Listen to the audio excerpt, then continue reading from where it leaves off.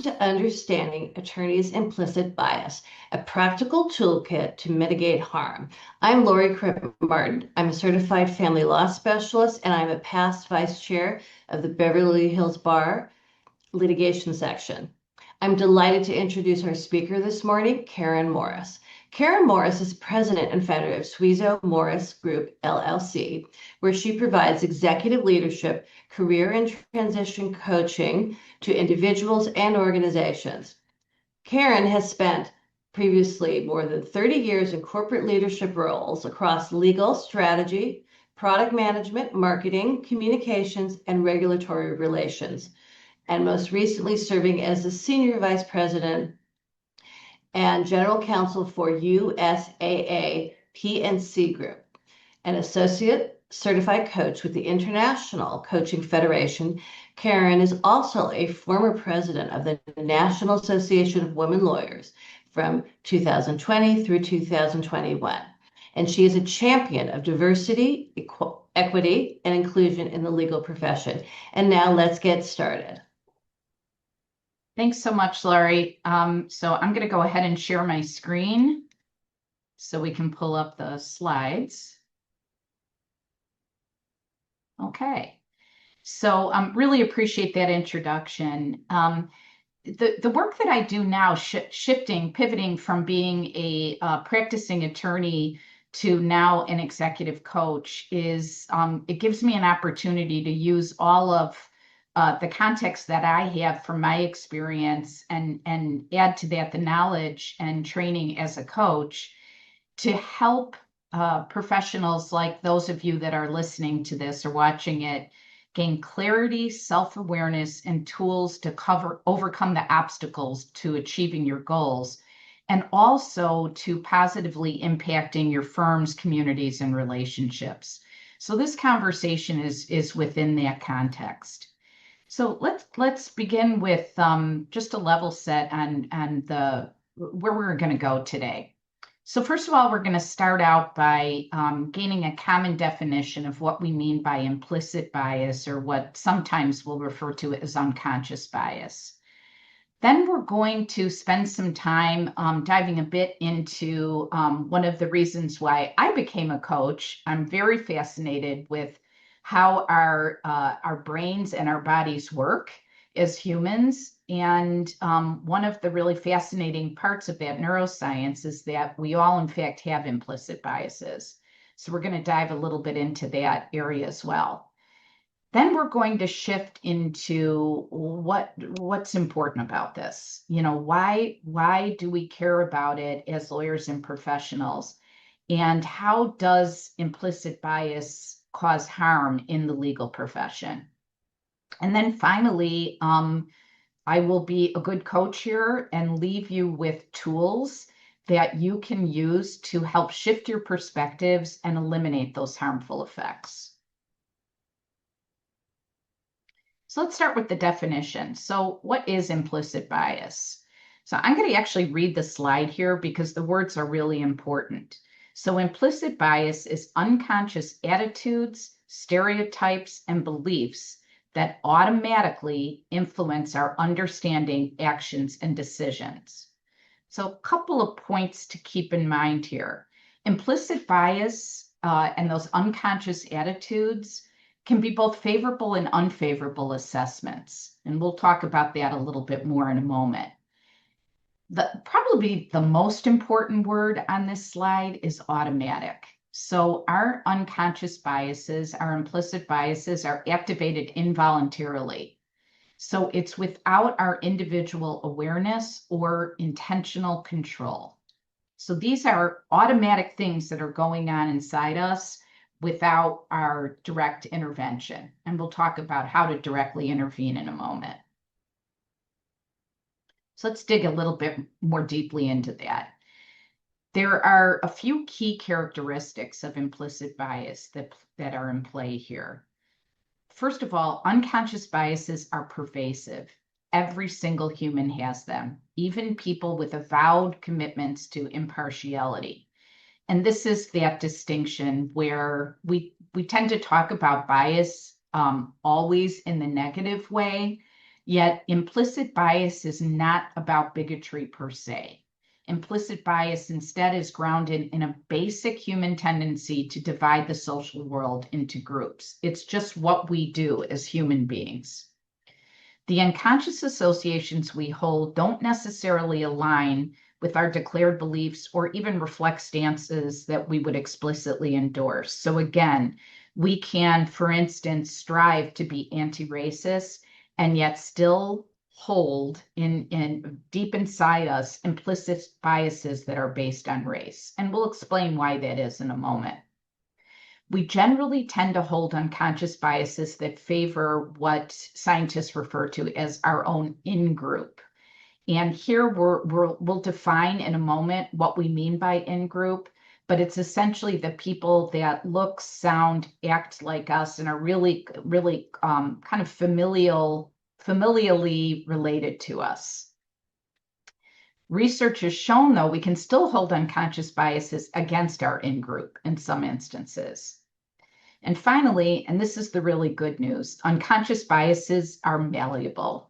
Our brains are incredibly complex, and the unconscious associations we've formed can be gradually unlearned through a variety of de-biasing techniques. So if we all have them, what causes implicit bias? It really, when we go back to very, very early humans and how we developed as a species, we come to begin to understand why we have implicit bias and how we use it. So early humans, as Homo sapiens, we spent thousands of years in very small, close-knit communities who were competing for scarce resources. And one of the things to keep in mind here is when we're talking about resources, this is really about resources that support life and prevent death. So, food, water, security, those really basic human needs. The members of our in-groups in these very close-knit small communities that we lived within, the members of our in-group we saw as sources of help and comfort and cooperation. We worked together in those small groups in order to look for and hold on to and use those scarce resources. The members of opposing groups, though, we saw as sources of threats and violence. So we were protective of our in-group, and we saw out people that were not Homo sapiens, not part of our in-group, as the out-group. So as a result, we developed this instinctive tendency to treat in-group members with care and out-group members or foreigners with caution. And that may, in fact, be etched into our DNA. There's a second part of this. So there's, first of all, that just idea of how we developed with an idea of in-group and out-group. Then there's how our brains work and the predictive nature of the human brain. So our brains are constantly relying on shortcuts. And we're going to repeat this about 3 or 4 times through this session in different contexts, because this is a really critical point around implicit bias. We work on these shortcuts as ways to make sense of a very complex and chaotic universe. And over the course of our lifetime, certainly that universe has become even more complex and chaotic. So right now, as you're sitting here and you're listening to this or you're watching the video, your brain is actually predicting based on what's happening and correcting based on predictions. So you're using your past experiences to make sense of what you're hearing and what you're listening to. And you're making predictions about what to do next and what's going to happen from that. So you're always operating, I'm always operating with a combination of this remembered past and the sensory present. So one thing that we often say, and I often use with my clients, is that our brains are often working in the past and in the future. Our bodies, though, sit in the present. So what we're actually hearing, what we're seeing, what we're feeling, temperature, smell, all of that sensory data is in the present. Our brains, though, are in the past and the future. So our brains are working to quickly predict what's going to happen so we know what to do. And yet sometimes we're not necessarily taking in all of that sensory data. But it becomes important so that we can operate more quickly. And so that's the problem, right? It's not always reliable. So let's look at this for a second. Some of you may have seen this in the past. So because I can't ask you directly, I'll just ask you to make a note as you look at this. Which circle is bigger? I'll give you just a moment to look at it. And measuring is cheating. Okay. So the reality is the circles are the same size. This is a diagram that's often used to demonstrate the fact that I'm talking about. It's actually called Titchener circles illusion or Ebbinghaus illusion. And what it demonstrates is how size can be manipulated by surrounding shapes. So it's about how this predictive nature of our brain can quickly decide something, and that quick decision about what's actually happening is incorrect. So we're not always reliable in making these predictions. The surrounding context of an image sets up our expectations of what we might see. And as we see it, it's difficult to see it a different way.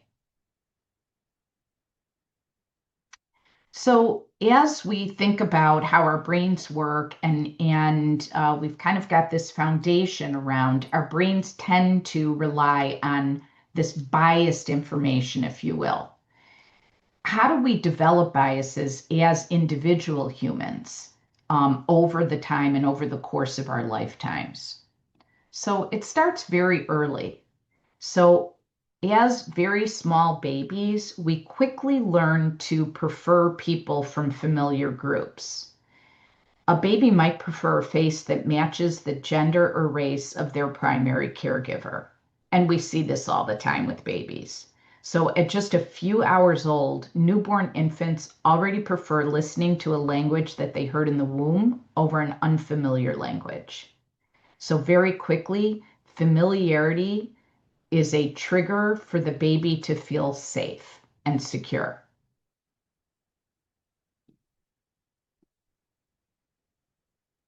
As we get a little older and become toddlers, we notice more similarities and differences across groups.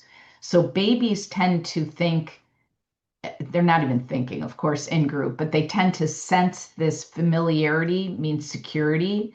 As toddlers, we're actually seeing the differences. So we're seeing groups that are more similar to us, and we're seeing groups that are different. And those differences are starting to be defined by language and gender and race.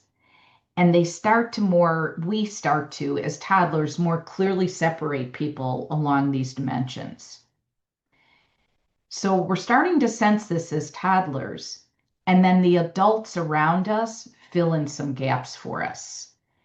Adults tend to fill in what can be referred to as value gaps by subtly communicating to toddlers about the kinds of people that are safe or smart. So this teaches children whom they should approach and who they should avoid. And an easy way to think about this is just, if you have toddlers in your life, or if you've experienced being around toddlers, very early on, parents and caregivers tend to teach them about the difference between strangers and people you know. And that's one of those subtle value gaps that adults seek to fill. So as we get older and go through childhood and adolescence and adulthood, actually, we begin to figure out who we are in the world. So we individually learn the meaning of our own race, our gender identity, our sexual orientation, our socioeconomic status, our religion, and more. The list goes on. And And as a result, we come to feel belonging. So this sense of having that in group, having that group that feels like us, and perhaps expressing negative attitudes toward outgroups, them. So this sense of us versus them really starts taking hold in adolescence. And again, if you have adolescents in your family, we've all been adolescents in our lives. We can remember how strongly this really sets in around that age and really does continue throughout our lifetime. So I remember just as a parent, going on long family trips, and our kids, when they were little, they'd go into the McDonald's playroom and they'd play with anybody. In a minute they'd have friends there. They get a little older and now they're 12 or 13. That would never ever happen. It's more coming into a room and kind of sensing, who are they? What does that person look like? How do I look? And being much more cautious about people that they don't know, and even peers that they don't know. So this process, again, of developing biases and maintaining biases continues into adulthood. So throughout our lives, we use confirmation bias to see only what we expect to see in our environment. We take in only examples that align with our pre-existing notions and stereotypes, and we discard counterexamples that would challenge these worldviews. So we kind of have developed some of these biases, these senses of us versus them, and then we continue to see evidence supporting that sense of us versus them, because that's all we're looking for, is that evidence, and that's confirmation bias at play.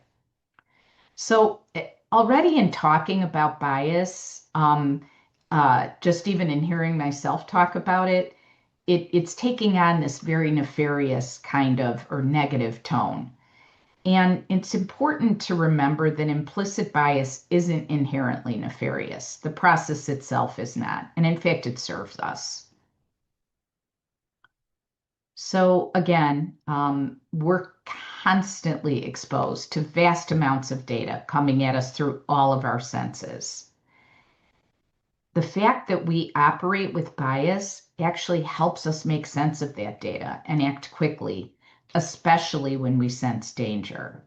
So to get a little bit into more of the neuroscience of this, our brains activate biases through initially the amygdala that fires up for our fears. So data comes in, we see a, let's say we happen to be walking down the street. Well, maybe I'm in Los Angeles, so maybe we see a coyote walking down the street in the middle of the day. You might initially feel some fear, or let's say a mountain lion. Initially feel some fear, and that's the amygdala firing up the fear. The hippocampus quickly comes into play, recording our memories. So our memories here may just be the sense and some even basic knowledge that these are wild animals and that they can cause harm to humans and to pets, for instance. Then, if it gets to our prefrontal cortex, and this is a big if, and we'll talk about this in a moment, then we have the ability to reason and reconsider. So we may be on the street, we may see the mountain lion or the coyote, we're afraid, we're thinking wild animal. If we give ourselves a second, then we can think about, okay, how am I supposed to act when I encounter an animal like this? Do I run away? Do I stay? What are some smart things to do versus the immediate action of perhaps running away or doing something that's actually just going to agitate or scare that wild animal? So it works quickly to help us, and yet acting too quickly can actually create problems.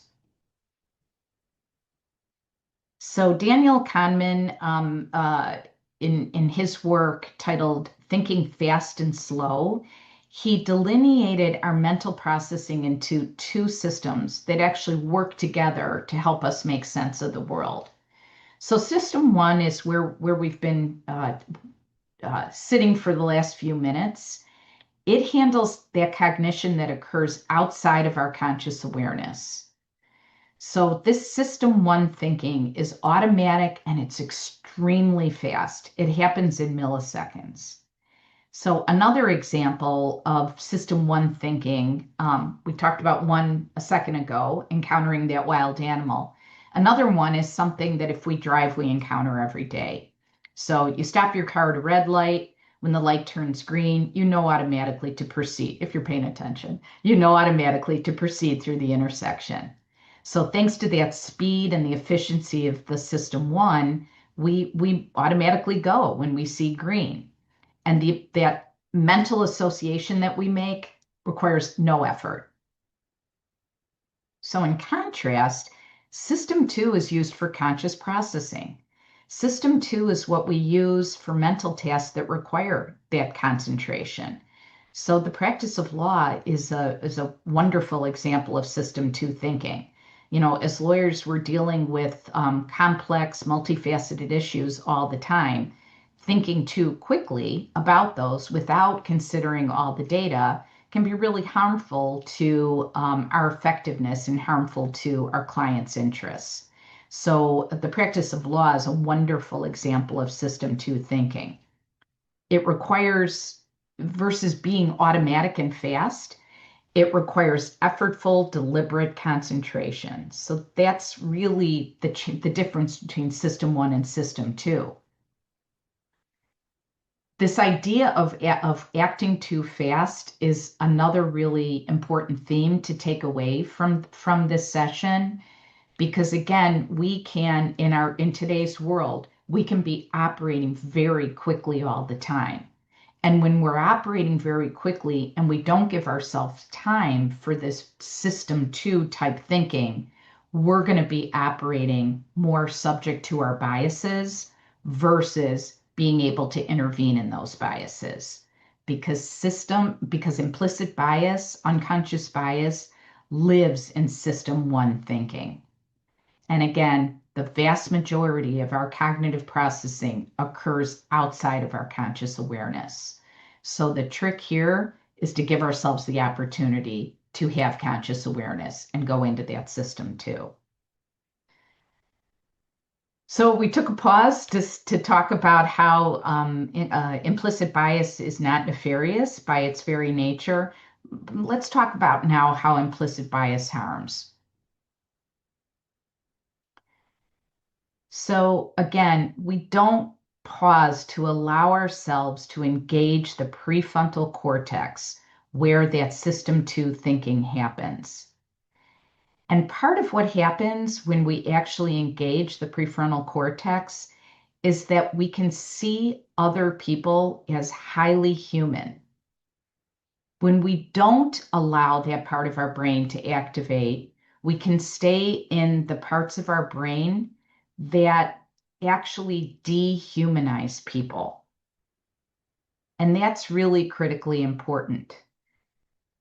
We can feel human emotions with much greater ease for people from non-stigmatized groups than for human beings who've been deemed socially unacceptable or dehumanized.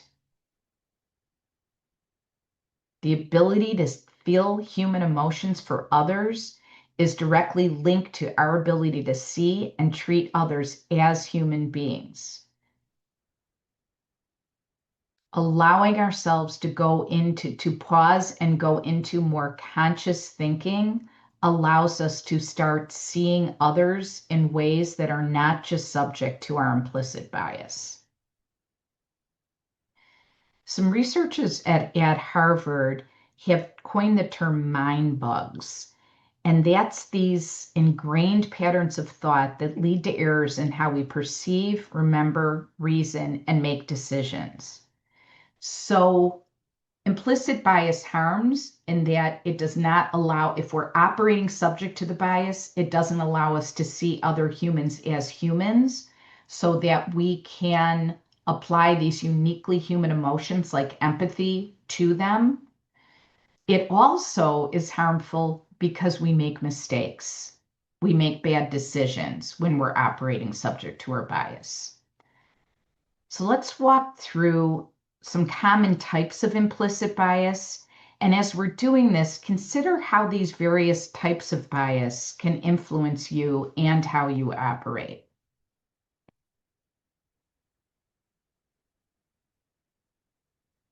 Affinity bias. Affinity bias leads us to favor people who we feel we have a connection or similarity to.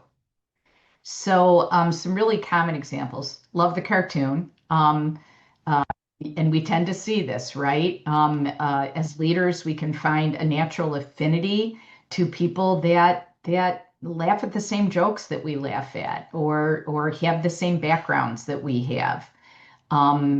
Could be going to, having gone to the same college or law school, growing up in the same town. At one point, I moved from Chicago with this Chicago accent to South Texas. And one of the affinity biases that I needed to overcome was some bias against the way I spoke, because it's a lot faster, and my use of consonant and some vowels is very different than what I was encountering in South Texas. Halo effect and horn effect. So these are two sides to the same coin.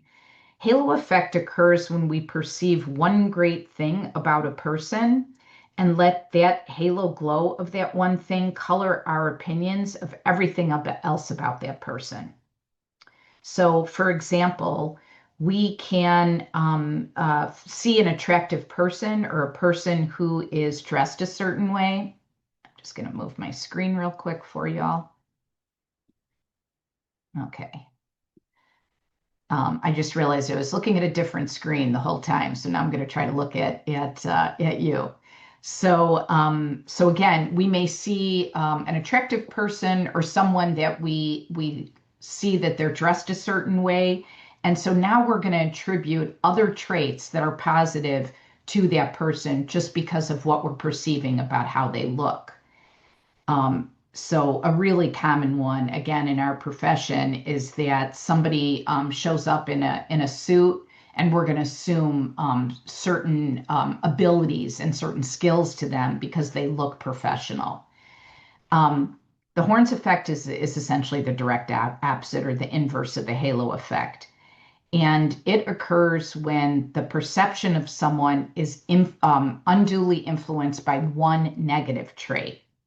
And again, attractiveness or the way someone dresses is the easiest example of that. So we can look at someone that's dressed more casually, and based on that, we might assume that they don't care a lot about their job, or that they're lazy or somehow unprofessional, when in fact that's not the case.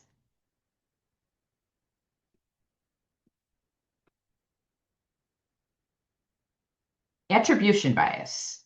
So, attribution bias affects how we assess other people and their achievements. So, when we're assessing ourselves, we tend to think our achievements are the direct result of our merit and personality and character. And we can also look at our own failings as the result of external factors, including how other people intervened to actually harm our ability to achieve something, or prevented us from doing our best. So we can quite simply attribute our success to skill and others' success to luck. So here a couple examples of this. We're driving in multi-lane traffic, and someone cuts us, or we cut somebody off. We can blame the other driver that we've cut off from being in our blind spot. And I will confess I've done this before. But if I make a smooth lane change, I can be, comparing myself to the other drivers favorably to say, wow, I'm such an excellent driver. In a professional setting, this can come up where you've got someone that is struggling maybe on a project, so they miss a deadline or they're not organized, we can attribute a lot of negative traits to them about their abilities, when in fact they might be just going through a really difficult family situation or personal situation. Um, we can assume less than positive intent, and we'll talk a bit about more about this in a moment, from others' actions in the workplace all the time, because we're operating with attribution bias. Finally, we can assume all people in a particular group share common negative traits. And as I was preparing this, I was thinking, as a lawyer and talking to a group of lawyers, think of all the negative lawyer jokes you've heard over the course of your career. And then confirmation bias. So in confirmation bias, we're only seeking, and we talked a bit about confirmation bias a few minutes ago. We're only seeking out information that confirms our beliefs, and we're ignoring or discrediting or dismissing information that doesn't support them. So and we do this again, this is so unconscious, but a kind of a neutral example of confirmation bias is that you can notice well, all right, I drive a white SUV. So suddenly you're everywhere I look, I see white SUVs. Or if I'm looking for my car in a parking lot, all I'm seeing is white SUVs. It's my brain trying to sort that information, but I'm only seeing that same thing. This really comes up socially and professionally when we rely on stereotypes or our personal biases when we're assessing information. And often it shows up in that we're remembering selectively information that supports our views, but we're forgetting or discounting information that doesn't. It also shows up, and I think we all experience this often, when we have strong emotional reactions to information, and it could be positive reaction or negative reaction that confirms our beliefs, while we can remain relatively unaffected by information that doesn't. And again, we're kind of dismissing that information. So let's bring this a little bit closer to home and talk about how implicit bias does damage and harm in the legal profession. So primarily, implicit bias harms the legal profession because it contributes to incivility and unfair discriminatory treatment in the legal profession and in legal proceedings. So this shows up a number of ways, and there's some examples on the screen.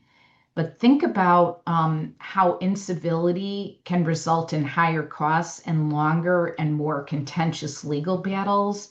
And through that, it's reducing effectiveness. And when we think about this, think about all of the different stakeholders that we encounter as, regardless of whether you're a litigator or whatever type of practice you have. If you think about all the different stakeholders that you're interacting with, and if you think about those situations where it was relatively smooth and you got to a favorable result for those involved, and those that were really, or what you might be in right now, they're really rocky, really difficult, and reflect on what is making it so difficult, and what are the behaviors and the actions that you're seeing or that you may be engaging in that are making it really difficult, and how that's reducing your effectiveness. It has a negative mental health impact. So incivility contributes to burnout, depression, and high rates of stress-related issues among lawyers. The lawyers that I coach, I experience this myself, and I see this all the time. And then finally, reputational damage. So 90% of lawyers surveyed believe incivility hurts public confidence in the legal system. And again, we see this, we experience it.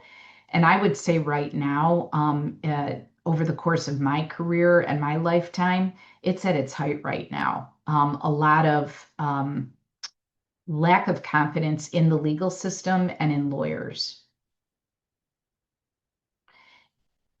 Implicit bias can directly cause lawyers to treat clients or opposing counsel unfairly based on any number of factors, including certainly race or sex.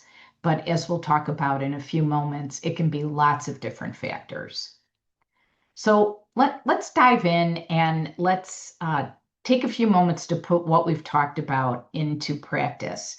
And because this is not interactive, we'll take a couple pauses just to give you a moment to think about these, and then move on to the next scenario. But what we're going to do is, let me just advance the slide real quick. We're going to review 5 scenarios, and each of these is based on a real life experience. So this is something that I've experienced directly, that I have heard from others, including my coaching clients that I have worked with. So each of the scenarios, what I'd like you to do is pause just for a moment and consider, first of all, what biases may be at work. And when you think about it, it's less important to know, oh, this is attribution bias, or oh, this is confirmation bias. That can be helpful, though, to you kind of sorting through to actually see that there are biases at work. And we'll take a moment to touch on each of those. But consider what biases may be at work, and then consider how each resonates with you. Consider your own experiences, consider what you've seen, consider what you may be experiencing right now, and then think about what you do. Think about the impact to everybody affected, and think about what you do, or what the people in the scenario should do or could do.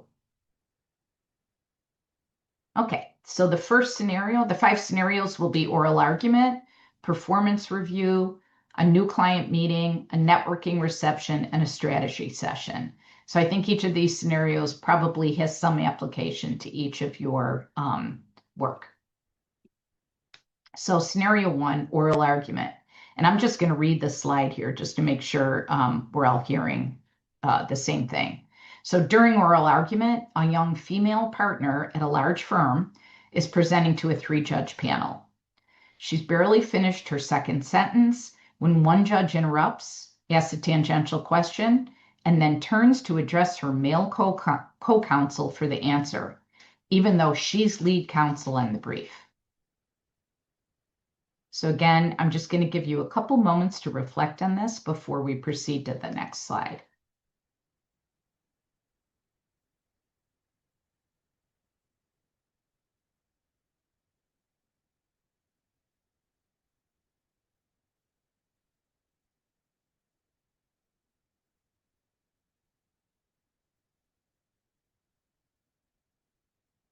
Okay.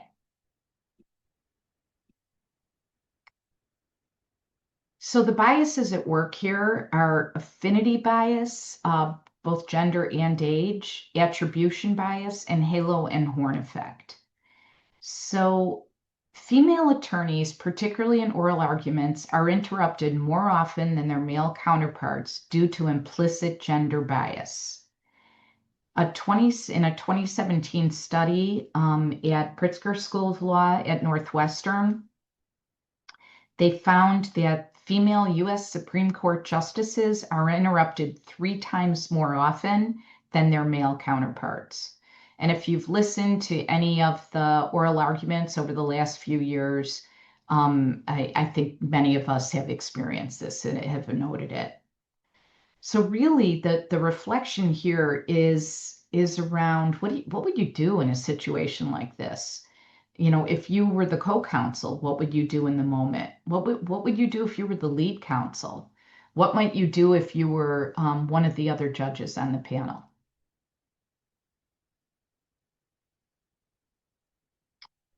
Okay, the next scenario. So scenario 2 is a performance review. So during performance review time, a general counsel leads a calibration session among her department's leaders. One associate is downgraded based on comments that that associate is outspoken, not a natural leader, and needs to work on her executive presence.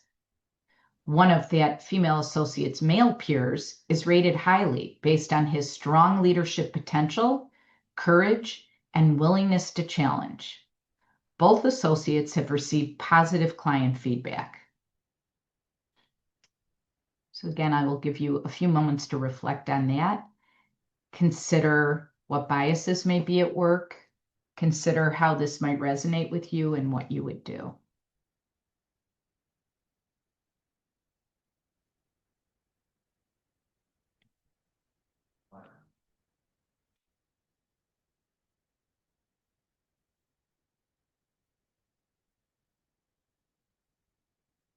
Okay. So here there's affinity bias and attribution bias at play. One that's also not on here, but should be on here is confirmation bias as well. So in a 2014 study, Dr. Erin Reeves, and if you've ever had the opportunity to see her speak, she's phenomenal, really, really, really insightful work that she does, and also recommend her books. But Dr. Erin Reeves showed that reviewers rated the same legal memo a 3.2 out of 5, so it's a 5-point scale. So those reviewers rated this an identical legal memo, 3.2 out of 5, when the reviewers believed an African American man wrote it. And they rated it a 4.1 out of 5 when reviewers believed a Caucasian man wrote it. And I believe they did this through use of surnames.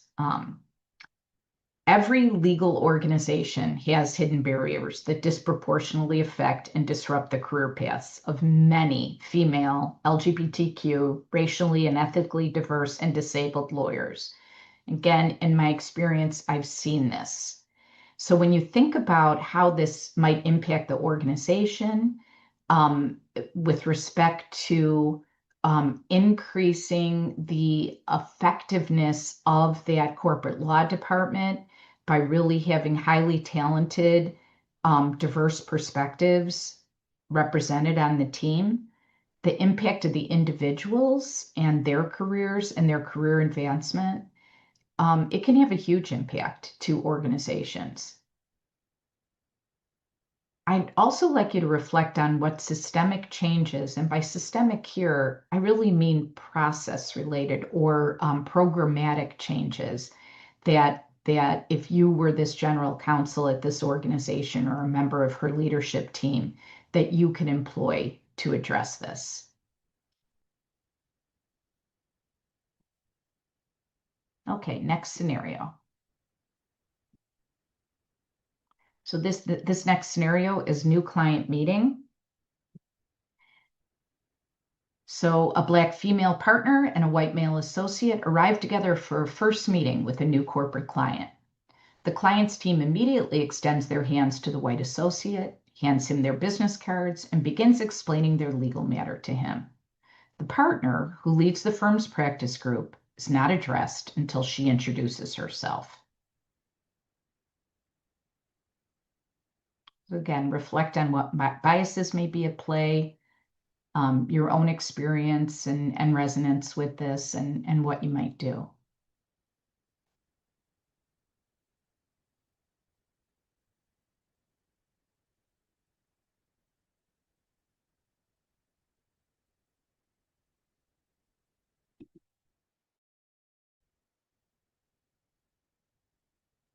So the biases at work here: affinity bias, halo horn effect, attribution bias, perhaps confirmation, but well, although confirmation bias is actually countered here.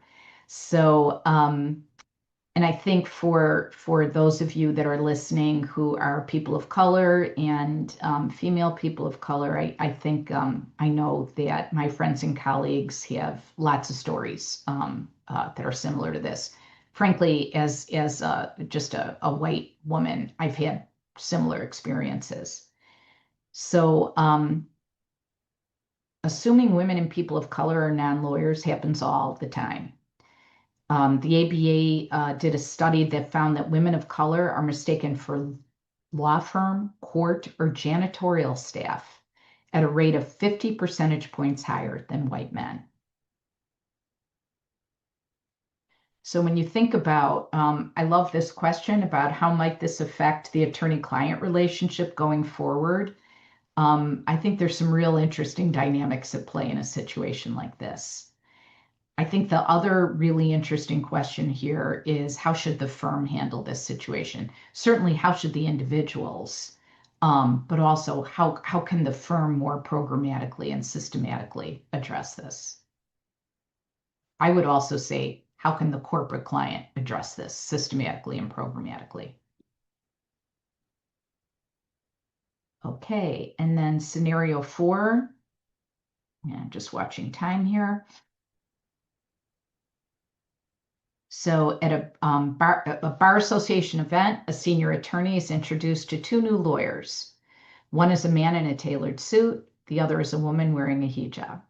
The senior attorney spends 20 minutes mentoring the man, offering to connect him with clients, and barely acknowledges the woman.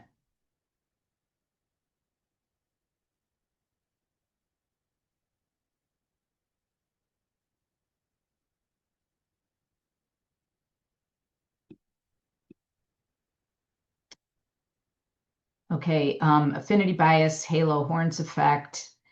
Microaggressions are a big part or a big effect of implicit bias.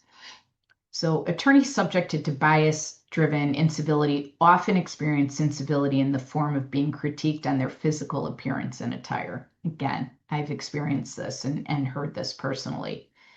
An attorney's choice to wear religious garb, a Sikh turban or a hijab, or to present in gender nonconforming ways may also increase the chances of being misidentified as a non-lawyer.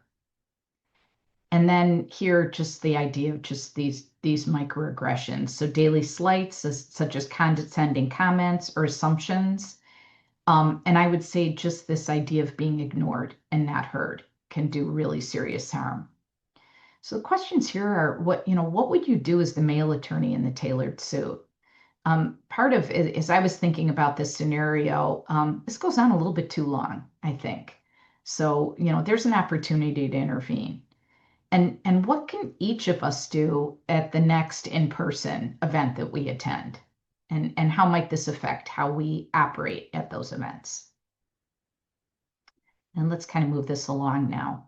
So the final setting is a strategy session. So a corporate practice group leader is in a strategy session with lawyers from across the law department on an important matter. One lawyer in the group has raised a challenge to the agreed upon strategy several times. The practice group leader finds this lawyer annoying. He reminds the leader of someone she knew in school that she didn't like. And anyway, everyone else seems comfortable with the strategy.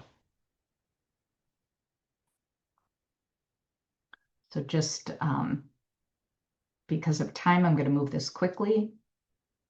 So the biases here. So this one I like because it's more nuanced. It really shows us that bias can show up in unexpected ways as we judge others. So as we're making those quick judgments, oftentimes bias is at play here. So think about, actually, I think these questions apply to the last one, but think about what you might do in this situation if you were part of this practice group, if you were the leader in this situation and you were feeling these judgments, how you might act in that situation. And that really leads us to the final section, which is, so now that we understand what implicit bias is, why we have it, and how it harms the profession, what can we do about this? So it really begins with knowledge. It requires knowledge, it requires awareness, and it requires action, and begins with knowledge. So really sitting here today, listening to this recording, what we're doing here is really important. By understanding implicit bias, understanding how our brains work, we can become more aware of them and begin to unlearn our implicit biases. So this neuroscience isn't intended to provide us an excuse for having the biases and operating subject to them, but it really does help us reveal those biases and removes our ability to deny the tendencies of our unconscious minds. So once we understand, we have the knowledge that you've either gained here today or reinforced today, then it becomes about gaining our individual awareness of our individual implicit biases. So there's some ways that we can do this that are pretty easy. And again, seeing our biases gives us the opportunity to intervene. So there is an online test called the implicit association test. If you just Google it, I think there is a link also in your program materials. It's often referred to as IAT. It is fascinating. It can reveal biases in all sorts of areas that you may never have even thought that you had biases around. Things like height, stature of a human. It gets to a pretty fine level of detail. This is where I'll also introduce the idea of coaching. So, executive coaching uniquely helps leaders and professionals gain greater self-awareness and uncover their blind spots. That's one of the primary areas within which we work. We help people overcome their limiting beliefs and behaviors, including their implicit biases. One of the tools that we use and is often part of coaching engagements are 360 assessments. And those provide a really productive, and I would say self-compassionate approach to gathering data to reveal how our actions are perceived by others and where our biases may show up. Highly related to that is regularly seeking out and accepting feedback from others, giving yourself time to reflect on what it tells you and consider what you're surprised by. So as we gain awareness, we can take action. We can actually intervene in that processing, that system 1 to system 2 processing, so that we're no longer operating solely subject to our biases. So again, the action, continuing to seek education, seek training, and just remind yourself of the fact that we do operate with implicit bias. Increase your exposure and understanding. So spend time reading and learning about the experience of people unlike yourself. So in my case, and it's a book I'm reading right now that I love, James, which is the retelling of Huckleberry Finn from the perspective of Jim, the character in Huckleberry Finn. So it's an experience wholly unrelated to my experience. And as I read books by authors and subject matter, it really does expose me to a different level of understanding. So seeking out media, art, and music by and about those that are unlike ourselves. Collaborating with people with different perspectives. As leaders in organizations, when we can really think about creating teams of people that come from different perspectives, different backgrounds, they having them work together toward common goals can really mitigate the impact of implicit bias. And finding ways to do that ourselves directly. And then working with a coach. Again, coaching really is about questioning assumptions. So actively challenging being aware, first of all, of our gut feelings and challenging our initial gut feelings to understand them so that we can understand the impact of acting subject to them. Self-compassion is a big part of working with a coach, actually learning what self-compassion is that allows us to learn from our failures and accountabilities. We'll make mistakes. There will be times that we will operate subject to our biases. And when we see that it's had a negative impact, when we can see that and take accountability, including apologizing when when a biased judgment has been made. And again, doing this in a way that gives ourselves grace that we're learning and continuing to grow and yet holding ourselves accountable. Practicing mindfulness is a big part of working with a coach. So it's really learning how to slow down in order to engage that system two thinking that allows us really to reduce our reliance on biases. And then finally, nurturing empathy. So that's really about our increasing our ability to see other humans as other humans, to avoid this dehumanizing effect that can happen. So actively working to imagine the experiences of people from different groups, reframing what else may be true, what else may be going on, and for many of us owning our privilege too and recognizing it.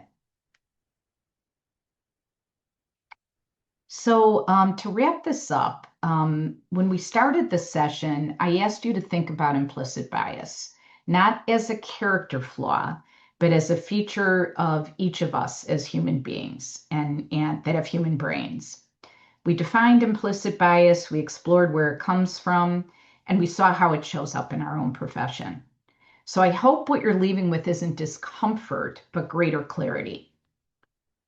As attorneys, we're in a profession that is built on a foundation of fairness. And yet, interruptions happen, competence gets questioned, advancement opportunities aren't equal. Recognizing that those patterns are driven by unconscious bias, not malice, can be incredibly empowering.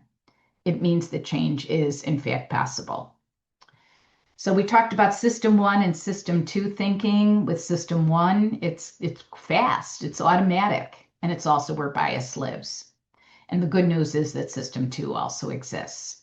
So every time you take a moment to pause, to breathe, to question an assumption, to seek out a different perspective, or practice genuine empathy, you're activating system two. That pause is where the change begins. Consider taking the IAT. Find a coach, stay curious.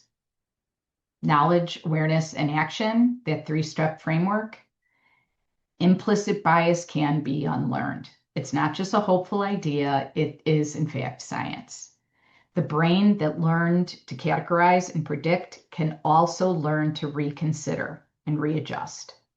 That's the most important thing I want you to take away from today. You are not your biases, and you have the tools to work with them. One last thought, and I say this as someone who's both been a practicing attorney and a coach. This kind of work is really hard to do alone. Not because it's complicated, but because we all have blind spots by definition. Having a thinking partner, whether that's engaging a coach or partnering with a trusted colleague or a mentor, it can make a real difference. So if today's conversation sparks something for you, I'm happy to continue it.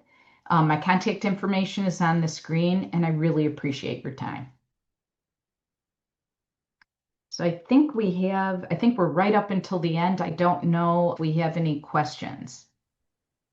Karen, so it does look like we have one question from Barbara Gregorados asking, does the research show that this implicit bias could work in your favor when selecting an arbitrator or jury, or is it always not reliable? Meaning if you were selecting an arbitrator that has similar background to a client, would that be helpful, or is it just always an unreliable metric?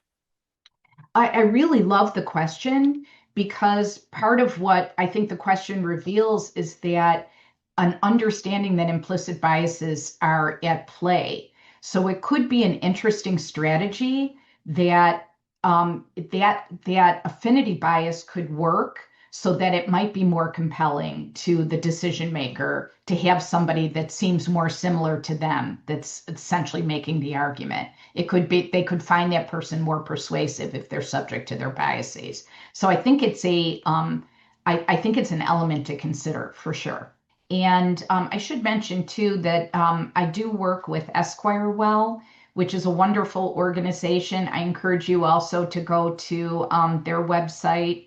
They have offer comprehensive programs that can be extremely beneficial to law firms in particular and to individual lawyers. Perfect. This concludes today's presentation then. Thank you so much, Karen.